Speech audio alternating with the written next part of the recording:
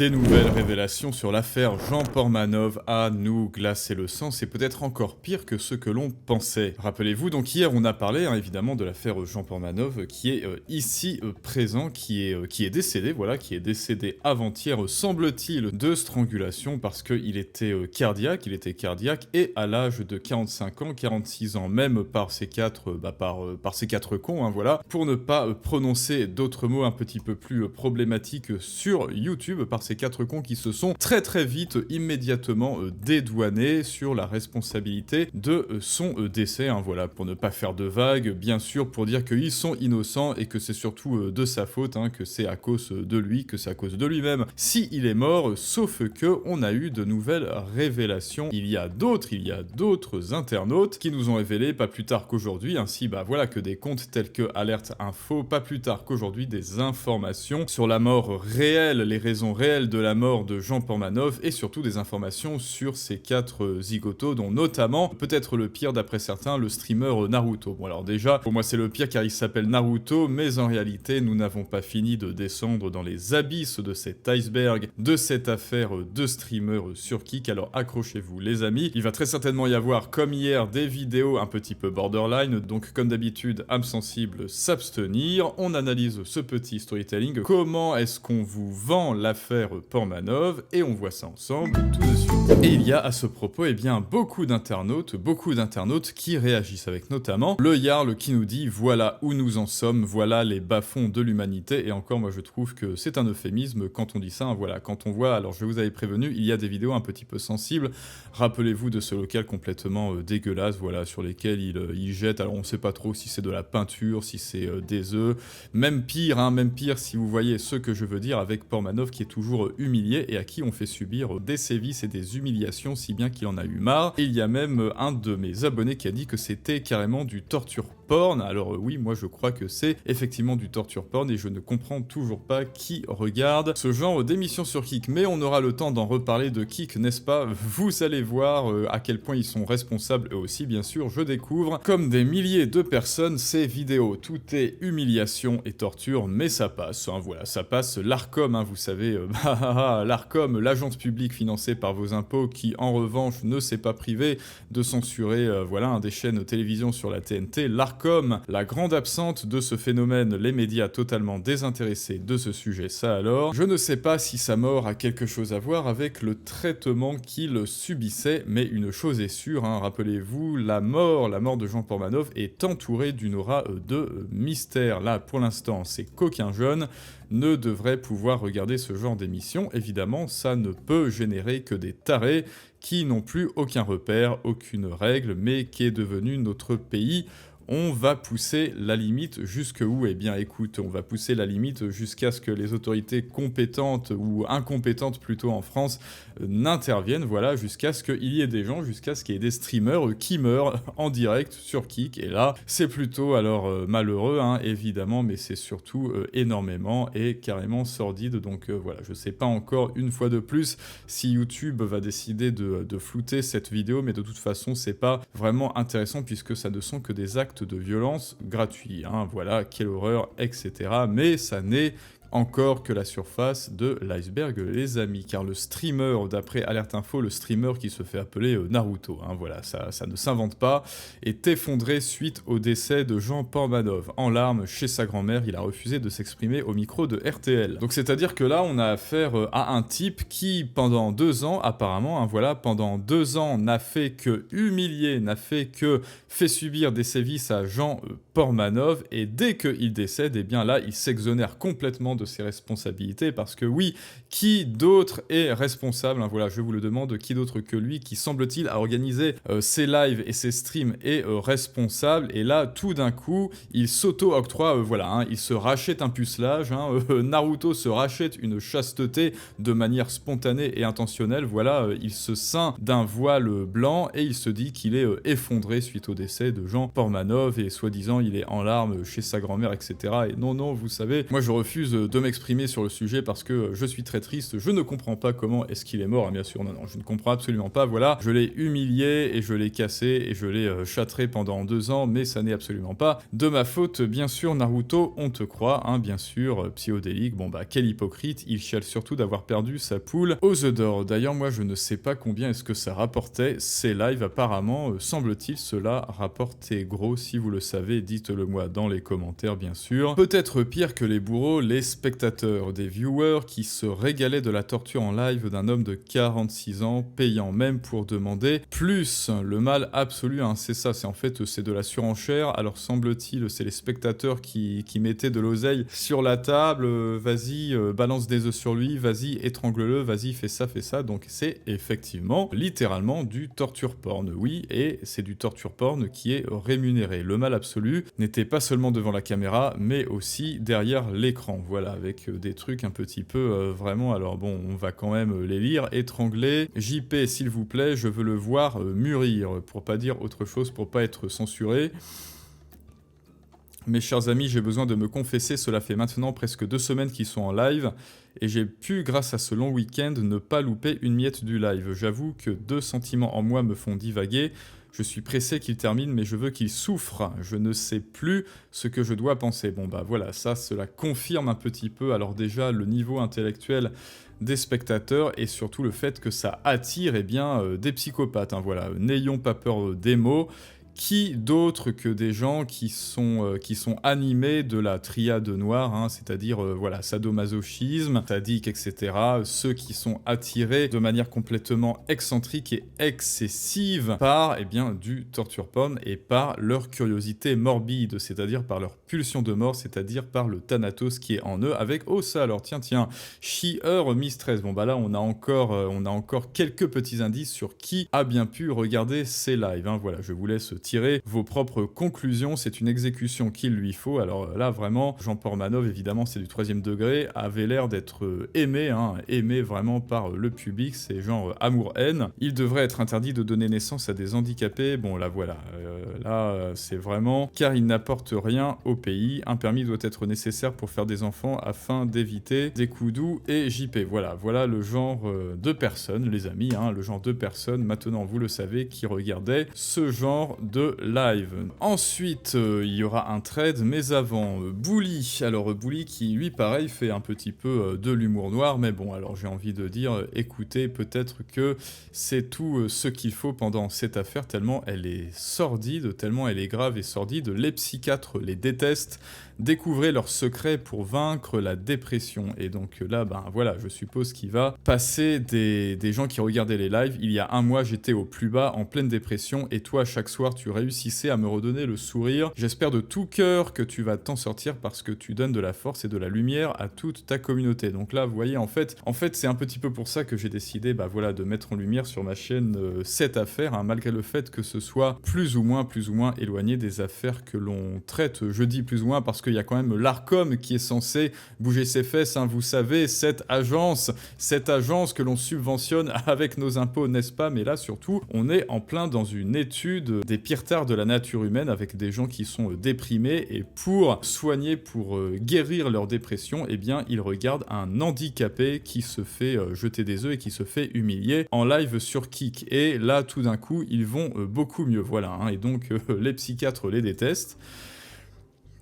Ça a sauvé des vies leur stream, des gens dépressifs sont sortis de la dépression grâce à eux, pour vous c'est pas normal, lui c'était son gagne-pain, et s'il voulait plus faire, il aurait arrêté depuis belle lurette. Alors non, ça s'appelle, hein, vous vous rappelez, on en a parlé hier, de la sunk cost prison, c'est-à-dire les coûts irrécupérables. En fait, ce qui s'est passé, d'ailleurs on va en parler dans les lives dès septembre, inscrivez-vous au live influence et persuasion en description et en commentaire si ça n'est déjà fait. On va parler de cet état de fait psychologique et à quel point ça peut être toxique justement, et aussi bien sûr comment utiliser d'autres techniques de persuasion, mais en tant que white hat, c'est-à-dire vous qui avez au contraire de ces gens, enfin voilà, hein, vous qui avez de la valeur à apporter au monde, eh bien on va voir comment est-ce qu'on peut s'en sortir avec ça. En tout cas non, Jean Pormanov, il était dans des coups irrécupérables, c'est-à-dire, eh ben voilà, ça fait des mois, des années que on me fait subir les pires sévices, alors écoutez, hein, tant qu'on y est, c'est un peu comme au casino, hein, voilà, j'ai perdu tout mon argent, donc tant qu'on y est, autant continuer. Et ça, eh bien, c'est un état de fait psychologique et émotionnel dont il est extrêmement dur de s'extraire. Mais là, on a encore des petits indices, les amis, sur qui au juste regardait et validait surtout, hein, parce que si personne n'avait regardé ces streams, eh bien, ça aurait déjà fermé boutique, tout simplement, sauf qu'il y avait des gens. Et oui, je vous le rappelle, il y avait des gens qui étaient là pour regarder ces streams et pour donner de l'argent aux amis, entre guillemets, hein, de Jean Portmanov, parce que autrement, ça n'aurait pas eu autant de succès. Et là, on a encore des petits indices sur qui c'est au juste et qu'est-ce qui se passe dans la tête de ces gens, et ça n'a pas l'air très clair, ni très enviable, bien sûr. Ensuite, Géo Rossignol qui nous dit: affaire Jean Portmanov, selon des sources fiables, la deuxième victime, connue sous le nom de Kudu, donc là il y a un deuxième protagoniste. Il serait actuellement détenu par l'équipe de Naruto, encore lui, hein, donc lui c'est l'antagoniste, le méchant principal, afin de l'empêcher de s'exprimer publiquement. Donc mais que c'est? Quelles sont les informations détenues par Kudu sur Jean Portmanov? Je me le demande bien. Ses comptes sur les réseaux sociaux sont également sous leur contrôle total. Un message rédigé intégralement par l'équipe de Naruto a été diffusé via les réseaux officiels de Kudu. Donc c'est-à-dire il y a quelqu'un qui s'est fait prendre en otage par eh bien voilà, par cette où est-ce qu'il est? Voilà, par cette personne. Lui, il prend en otage des gens, hein. Donc vous voyez, le mec il dit qu'il est effondré, qu'il chiale chez sa grand-mère, etc. Donc vraiment vous voyez le décorum, le petit storytelling, je suis une victime, hein, voilà. Il se victimise, je suis touché par la mort de Jean Portmanov, mais d'un autre côté, eh bien, il semble qu'il séquestre des gens pour les empêcher de parler. Voilà, il est important de rappeler que Kudu est reconnu par la MDPH en raison d'un handicap. L'équipe de Naruto aurait également pris les devants auprès de la famille de Raphaël, JP Jean Portmanov, dans le but de les dissuader d'engager toute démarche. Et ben alors là, on parle vraiment du type qui chiale chez sa grand-mère, hein, rappelez-vous. Les parents de JP, retraités et résidant dans un logement social, pourraient se retrouver démunis face à une organisation structurée générant près de 100 000 € de revenus mensuels et disposant d'une véritable équipe d'avocats à son service. Et donc voilà, en plus de s'appeler Naruto, en plus d'avoir fait subir des sévices à des handicapés, il a toute une équipe d'avocats et des milliers d'euros, des dizaines de milliers d'euros qui lui ont été grassement donnés par ses abonnés qui sont, non pas des handicapés, enfin des handicapés de l'empathie bien sûr, mais surtout des tordus et des psychopathes en puissance. Regardez les commentaires et archivez-les au cas où certains les suppriment. D'ailleurs, voici un petit échantillon. Bataille de Kotorep sur la plateforme Kick, des humiliations et violences en direct pour des cartons d'audience. Ah oui, parce qu'en fait, la plateforme Kick a donc participé. La plateforme Kick, sur laquelle il y avait les streams de Jean Portmanov, a participé à son humiliation. Voilà, nous avons décidé, Sirène, de vous partager un fichier répertoriant plus de 1700 extraits où Raphaël Graven, JP, donc, a subi du harcèlement, violence, humiliation en stream sur une période de 2 ans. Mais que faisait Kick? Eh bien, fact check. En plus de n'avoir rien fait, Kick participait également au harcèlement de Jean Portmanov et gagnait même de l'argent en vendant des t-shirts à son effigie. Et voilà, donc en fait, les sociopathes sont partout. Les sociopathes, c'est Kick, ainsi que les streamers de Kick, ainsi que les spectateurs de Kick. Alors là, je ne sais pas comment, après cette affaire, comment va finir Kick, voilà. Que Jean Portmanov, c'est Deadpool avec un hoodie Kick. Voilà, donc voilà, c'est une manière de vendre, de faire du merchandising, bien sûr. Nouveau t-shirt à manches longues bientôt disponible sur notre boutique, voilà, en utilisant Jean Portmanov, tout simplement parce que semble-t-il c'était la star de Kick, hein, semble-t-il plus vous êtes humilié et plus vous êtes une star, hein, dans le milieu des sociopathes sadomasochistes. C'est pas legit, Jean Portmanov, il faut recommencer tout de suite. Donc là on peut estimer qu'il parlait d'une énième humiliation et c'est Kick qui faisait ça. Donc Kick effectivement encourageait les streams où Jean Portmanov se faisait humilier avec des humiliations en tout genre tout simplement. Mais vous devez vous en douter les amis, hein, l'entreprise Kick étant gérée par des êtres humains et la nature humaine ne changeant jamais, n'étant jamais changeante et étant toujours égale à elle-même, et bien Kick n'a pas manqué, tout comme notre ami Naruto qui disait qu'il est effondré, Kick n'a pas manqué de dire que eux aussi aussi sont effondrés et complètement attristés par la mort de Jean Portmanov. Donc voilà, qui français, nous sommes profondément attristés par la disparition de Jean Portmanov et adressons nos sincères condoléances, etc., etc.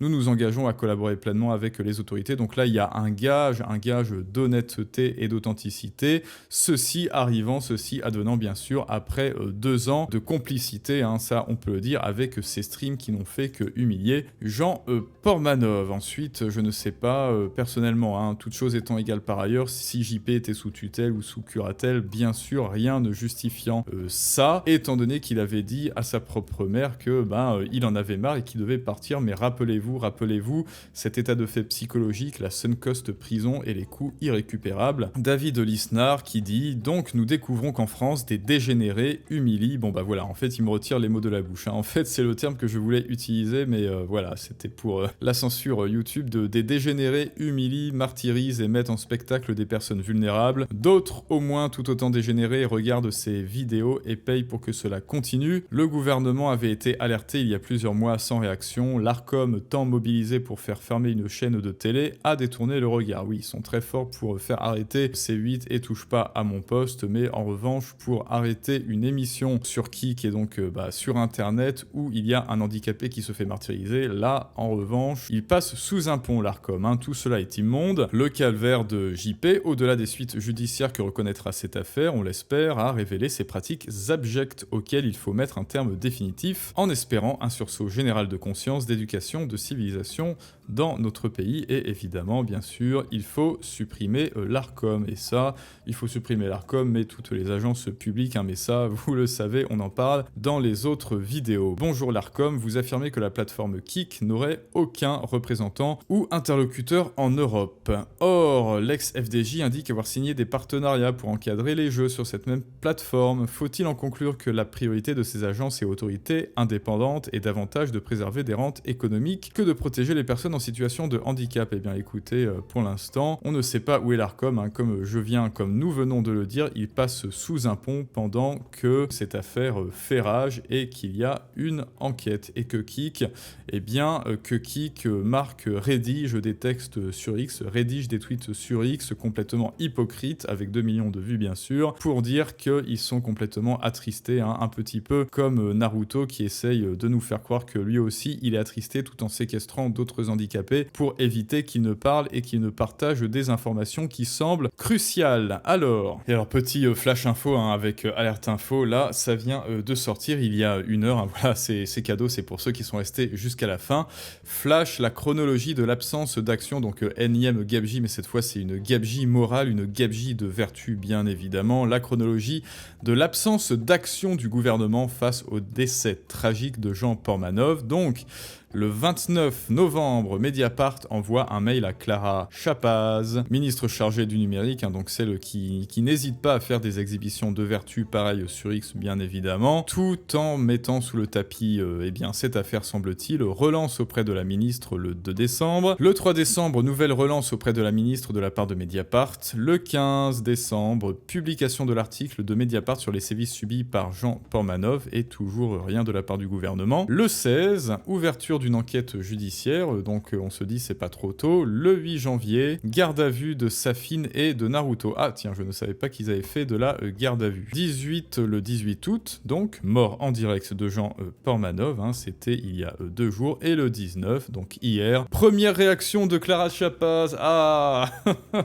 eh ben écoutez, ils sont tout de même formidables, voilà, il a fallu tout ça depuis le mois de novembre pour que Clara Chapaz réagisse, mais après tout, elle est dans le camp du bien, du bon et du juste, n'est-ce pas? Malgré toute cette enquête et cette affaire en général qui est d'une noirceur absolue, moi je reste optimiste quant à l'aboutissement de cette enquête. Pourquoi? Enfin, du moins, je ne sais pas comment ça va se passer à la cour, mais du moins, vous le savez, il y a l'affaire à la cour et il y a aussi le débat public. Il y a le tribunal populaire, il y a le tribunal public et les gens semblent tout de même, plus ou moins lucides sur la question avec, c'est un peu tard votre réaction, avec la révélation de l'hypocrisie de Kik, vous êtes responsable, pourtant cette humiliation quotidienne vous faisait bien rire à l'époque, vous étiez parfaitement au courant, des dirigeants de Kik étaient régulièrement présents sur son contenu, ah ouais, donc carrément, pendant que ce pauvre homme subissait son calvaire au quotidien tout au long de ces années. Mais oui, mais comme personne ne levait le petit doigt, et bien voilà, ça ne dérangeait personne, et il y a des psychopathes qui donnaient de l'argent à ces cons. Voilà, vous allez ramasser velu, et ce sera mérité, donc